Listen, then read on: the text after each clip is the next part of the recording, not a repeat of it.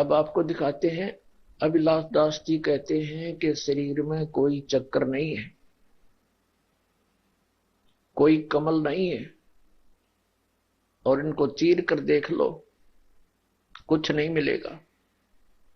पुण्यात्माओं, आध्यात्मिक मार्ग को और स्थूल सिस्टम से चेक नहीं किया जा सकता।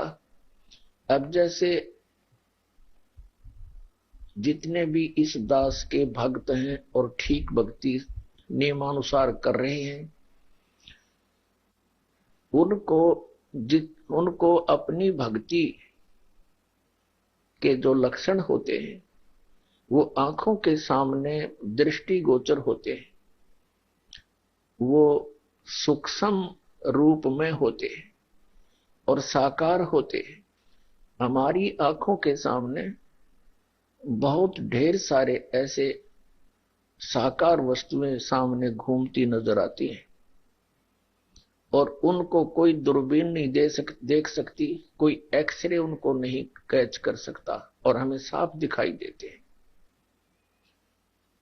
तो ये अध्यात्म के आसपास भी व्यक्ति नहीं है जो अध्यात्म मार्ग को और इन स्थूल सिस्टम से चेक करने की कहता है। ये भक्तिहीन और बिल्कुल नास्तिक प्राणी के लक्षण है। अब आपको दिखाते हैं। ये कहता है कि शरीर में कोई कमल नहीं है, चक्कर नहीं है, और ये भी मानता है कि वेदों में लिखा है 8 चक्कर हैं, 6 चक्कर हैं, और मैं नहीं मानता। तेरे ना मानने से क्या? अब अंधा कोई कहे आंखें बंद कर ली कि मैं नहीं मानता सूर्य है, अब उस अंधे ने दिखाई नहीं देता और वो ना मानता, उसके ना मानने से सूर्य का अस्तित्व समाप्त नहीं हो जाता। ठीक इसी प्रकार एक व्यक्ति विशेष के ना मानने से उस वस्तु का अभाव नहीं हो सकता। शरीर के अंदर सब कमल हैं और सब प्रमाण वेदों में भी है, गीत और परमात्मा कबीर जी ने भी इसका प्रमाण दिया है, आपके समक्ष करते हैं। कबीर परमेश्वर जी का एक शब्द है, करने नो दीदार महल में प्यारा है। ये कबीर शब्दावली के अंदर है। तो उसमें परमात्मा ने कहा है कि मूल कमल दल चतुर बखानो और कलियम जाप लाल रंग मानो। कबीर परमात्मा जी ने बताया है कि मूल कमल, कबीर परमेश्वर जी ने शरीर के अंदर सभी कमलों की जानकारी दी।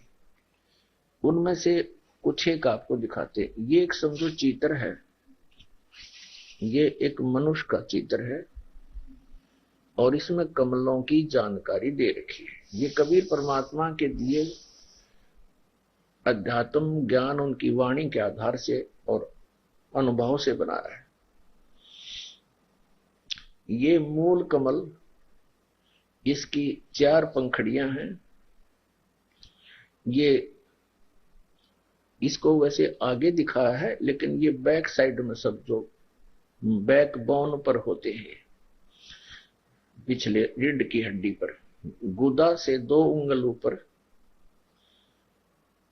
ये गणेश जी का चक्र है। इसकी 4 पंखड़ियां हैं, लाल इसका रंग है और गणेश देव गणेश है, किलियम जाप है इसका। फिर ये स्वाद कमल है, इसको अधिष्ठान चक्र भी कहते हैं। इसकी 6 पंखड़ियां हैं, सावित्री और ब्रह्मा का अधिपत्य है, स्थान है, ओम इसका जाप है। और ये नाभि कमल है, इसकी 8 पंखड़ियां हैं, चक्र कहो कमल कहो, और विष्णु और लक्ष्मी जी का इस पर निवास है और हरियम इसका जाप है। ये हृदय कमल है, इसकी 12 पंखड़ियां हैं। हृदय कमल कहो चाहे चक्कर कहो, शिव और पार्वती का निवास है, सोहम इसका जाप है। और कंठ कमल में ये प्रकृति देवी दुर्गा का स्थान है, श्रीयम इसका जाप है। इसको कंठ कमल भी कहते हैं, कंठ चक्र भी कहते हैं। और ये त्रिकुटी कमल है, 2 पंखड़ी का, इसको आज्ञा चक्र भी कहते हैं। और सुरत नृत्य से इसका जाप है। ये सहस्र पंखड़ी का कमल है, जिसमें ये 1000 पंखड़ी का कमल चक्र है। कमल कहो चे चक्र कहो। इसी का वर्णन कबीर परमात्मा जी ने अपने शब्द करने नो दीदार महल में प्यारा है उसमें किया है। देखिएगा, मूल कमल पढ़कर सुनाता दास। मूल कमल दल चतुर बखानो, किलियम जाप लाल रंग मानो, देव गणेश तारोप्यो थानो, रिद्धि सिद्धि चंवर डुलारा है। स्वाद चक्र षटदल विस्तारो, 6 पंखड़ी का दल है। स्वाद चक्र का या स्वादिष्ठान चक्र जिसको बोलते हैं। और सावित्री ब्रह्मा सावित्री रूप निहारो, उल्ट नागनी का सिर मारो, तहां शब्द ओंकारा है। क्या कहते हैं परमात्मा कबीर जी कि दूसरा जो चक्र नीचे से पहले के विषय में बताया है कि मूल कमल में गणेश जी का वास है, 4 पंखड़ियां हैं, लाल रंग है और इसका किलियम जाप है। फिर दूसरा चक्र बताया है स्वाद चक्र, जिसको स्वादिष्ठान चक्र भी कहते हैं। इसकी 6 पंखड़ियां हैं और इसमें शब्द ओंकार यानी ओम शब्द है, इसका ओम जाप है। नाभि कमल में दल, नाभि अष्ट कमल दल साजा, श्वेत सिंहासन विष्णु विराजा, रियंग जाप तासमुख गाजा, लक्ष्मी सहित आधारा है। नाभि कमल में 8 पंखड़ियां हैं और विष्णु और लक्ष्मी जी उस पर विराजमान है। हरियम जाप है इसका।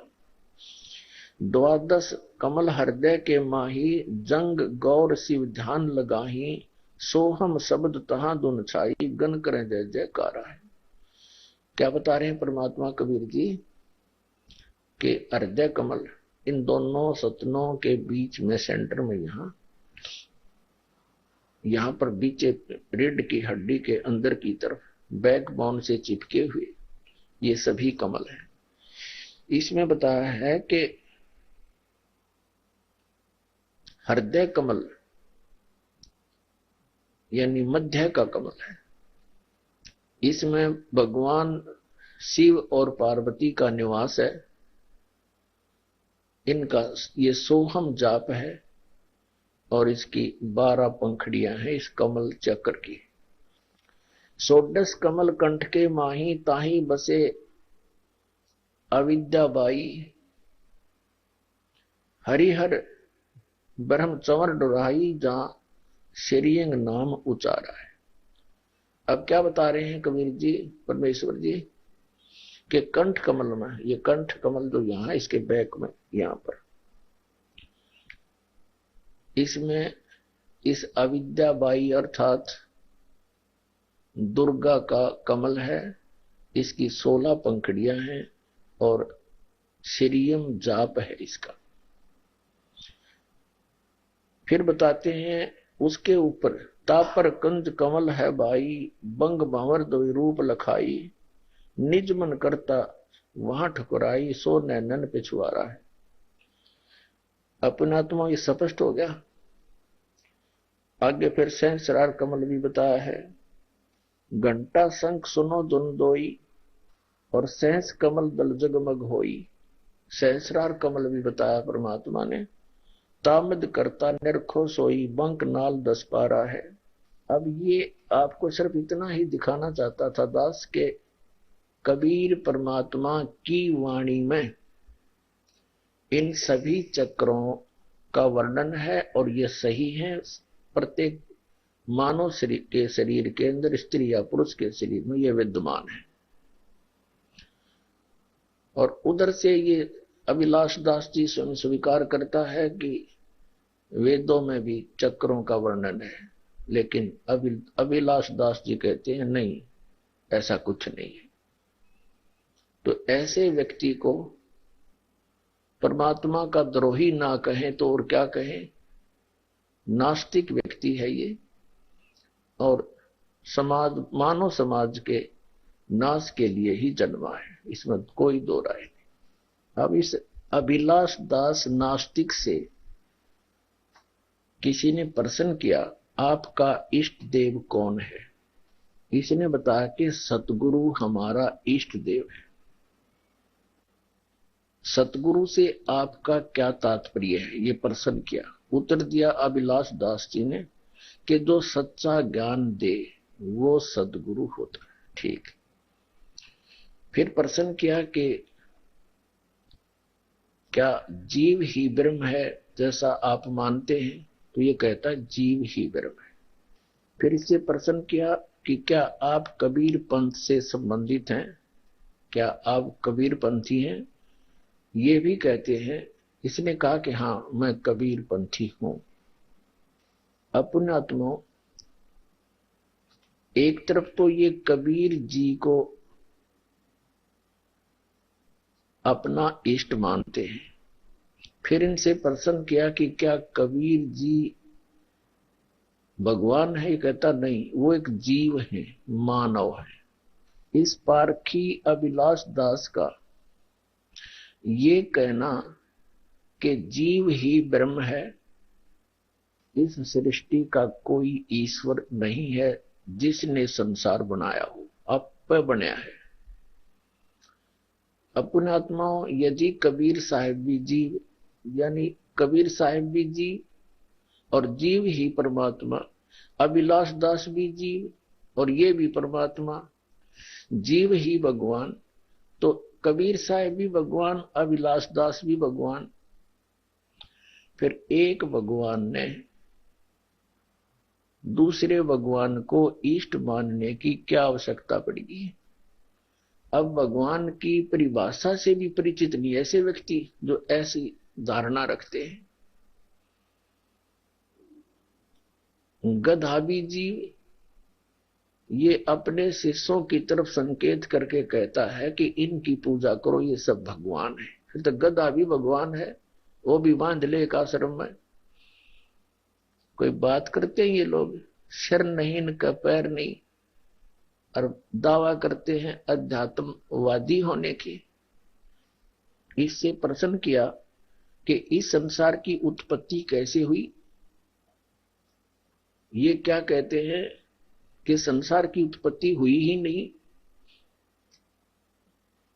और यहां तक कहते हैं कि पहले अंडा हुआ या मुर्गी हुई, सृष्टि का प्रारंभ हुआ ही नहीं। इनकी अकल देखो, और इनके पीछे भी बहुत बोली बाली श्रद्धालु लगे हुए हैं। अरे पहले चाहे अंडा हुआ या मुर्गी हुई, प्रारंभ तो किसी वस्तु का हुआ ही है। और ये कहना कि इसका कोई प्रारंभ ही नहीं, इसका कोई अंत नहीं, ये तो अनादि काल से प्रवाह रूप से अनादि है।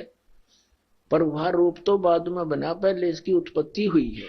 फिर अलग बात है कि जब तक हमें यथार्थ मार्ग नहीं मिला तो हम जन्मते मरते रहे।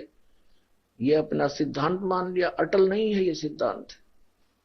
इससे पूछा गया कि आप जी इस पारक सिद्धांत को फलीभूत करने के लिए किस ग्रंथ का सहयोग लिया? कबीर बीजक का।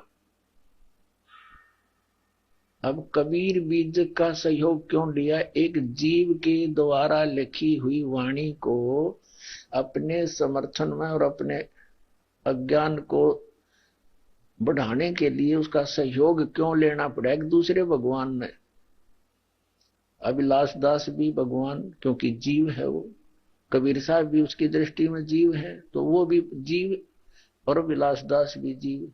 तो इसका मतलब कबीर साहब भी भगवान, अभिलाष दास भी भगवान।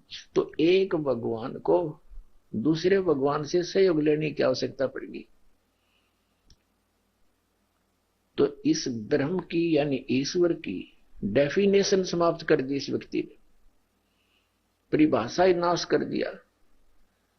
परमात्मा समर्थ है, सक्षम है, उसको किसी के सहयोग की आवश्यकता नहीं, और जीव को परमात्मा के सहयोग की आवश्यकता है। ये कहता, इससे प्रश्न किया गया कि जीव को मुक्ति में भक्ति और नाम जाप की आवश्यकता है या नहीं? ये कहता नहीं, जीव को नाम जाप करने की कोई आवश्यकता नहीं, और केवल एक ध्यान लगाना है। और ध्यान की अंतिम सचीची ये मानता है कि फिर कुछ सोचे नहीं, बस वो फाइनल होगी। तो विचार करने की बात है, एक व्यक्ति कितनी देर तक विचार शून्य हो सकता है? सारा दिन काम भी करना, सारा दिन कुछ ना कुछ और भी दैनिक क्रियाएं करनी होती, तो विचार शून्य कैसे हो पाएगा? यदि 10-20 मिनट, घंटा, आध घंटा विचार शून्य होने की चेष्टा प्रयत्न करता भी रहा, तो उसे लाभ क्या होगा? जीव जीव ही रहेगा, जनता मरता ही रहेगा। फिर व्हाट इज यूज? क्या फायदा उस डले ढोण का? मोक्ष प्राप्ति के लिए हम परमात्मा की साधना भक्ति करते हैं, और मोक्ष होना ही नहीं, फिर फायदा उसका लाभ क्या हुआ फिर ये प्रयत्न करने का? अब इनसे पूछा गया कि आप कबीर साहब को किस रूप में मानते हैं? ये उत्तर देता है कि हम कबीर साहब को एक मानव मानते हैं, एक जीव मानते हैं। अब जैसे अभिलाष दास जी नहीं मानते कि शरीर में कोई कमल या चक्र होते हैं, आपके समक्ष रूबरू कर दिया कि परमेश्वर कबीर जी ने इस मानव शरीर की संरचना की, और उस परमात्मा ने अपने द्वारा रचे हुए प्रत्येक पदार्थ का स्वयं ही ज्ञान दिया है। उन्होंने स्पष्ट बताया है कि शरीर में बहुत सारे कमल हैं, उनकी सतीथि और उनके जाप तक का वर्णन किया। उन्हीं से ज्ञान प्राप्त, और कबीर परमात्मा आदरणीय गरीबदास परम पूज्य कबीर परमेश्वर जी आदरणीय गरीबदास साहिब जी गांव छुड़ानी जिला झज्जर हरियाणा वाले को अपने सतलोक में लेकर गए। सचखंड में, सतलोक में, अमरलोक में, जहां परमात्मा रहते हैं और जहां सभी प्राणी रहा करते थे जो यहाँ काल के लोक में कष्ट पा रहे हैं और जो मोक्ष की आकांक्षा किए हुए, ये वहां से आए थे। उस लोक में आदरणीय गरीबदास साहिब जी को परम पूज्य कबीर परमेश्वर जी लेकर गए। उनको वहां सारी सृष्टि, वहां की सब रचनाएं और सब ब्रह्मांडों की रचनाओं की जानकारी दी, आंखों दिखाकर उनको वापस छोड़ दिया, और उनके अंदर वो ज्ञान फीड कर दिया जो अध्यात्म संपूर्ण ज्ञान है। आदरणीय गरीबदास साहिब जी ने अपनी अमृतवाणी ब्रह्म वेदी में इस प्रकार वर्णन किया है इन्हीं चक्रों और कमलों का। मूल चक्र गणेश वासा, रक्त यानी लाल, रक्त माने ब्लड, खून जैसा लाल। मूल कमल गणेश वासा, रक्त वर्ण जहां जानिए, किलियम जाप कुलीन तज, सब शब्द हमारा मानिए। स्वाद चक्र ब्रह्मादि वासा, जहां सावित्री ब्रह्मा रहे, ओम जाप जपन हंसा, ज्ञान योग सतगुरु कहे। आदरणीय गरीबदास साहिब जी ने अपने सदगुरु और परमेश्वर कबीर जी की साक्षी देकर कहा है कि ये ज्ञान मेरे सतगुरु ने, कबीर परमेश्वर जी ने बताया है। स्वाद चक्र ब्रह्मादि वासा, जहां सावित्री ब्रह्मा रहे, ओम जाप जपंत हंसा, ज्ञान योग सतगुरु कहे। हरियम जाप, अब कहते ना भी कमल में विष्णु विशंबर, जहां लक्ष्मी संग बास है, हरियम जाप जपंत हंसा, कोई जानत बिरला दास है। अब आदरणीय गरीबदास साहिब जी ये कह रहे हैं कि जो ज्ञान मेरे सतगुरु परम पूज्य कबीर जी ने मुझे दिया, परमेश्वर जी ने, और वो ज्ञान अब मैं बता रहा हूं, इन कमलों की जानकारी, ये कोई विशेष एकाध विशेष बिरले दास को ही ज्ञान है, अन्यथा सब इससे अपरिचित है। हृदय कमल महादेव देवं सती पार्वती संग है। हृदय कमल में सती पार्वती और महादेव जी रहते हैं। और सोहम जाप जपन हंसा ज्ञान योग भल रंग है।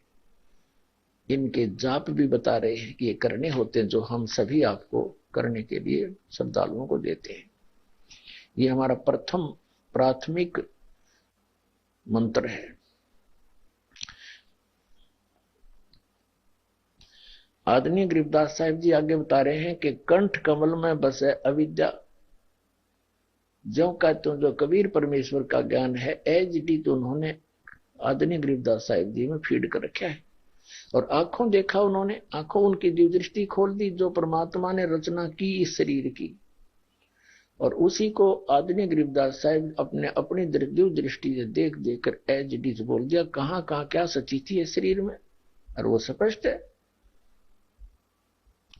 कंठ कमल में बस है अविद्या दुर्गा शक्ति देवी, ज्ञान ध्यान बुद्धि नाश ही, लील चक्र मध्यकाल कर्मम आवदन को फांसी, त्रिकुटी कमल परम हंसपूर्ण, सतगुरु समर्थ आप है, मन पौना समसंद में लो सुरत नृत का जाप है।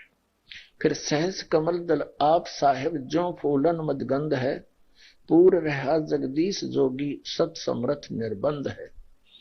अब क्या बताया है कि त्रिकुटी कमल में, और फिर उसके आगे त्रिकुटी कमल में परमात्मा स्वयं विराजमान है, क्योंकि जैसे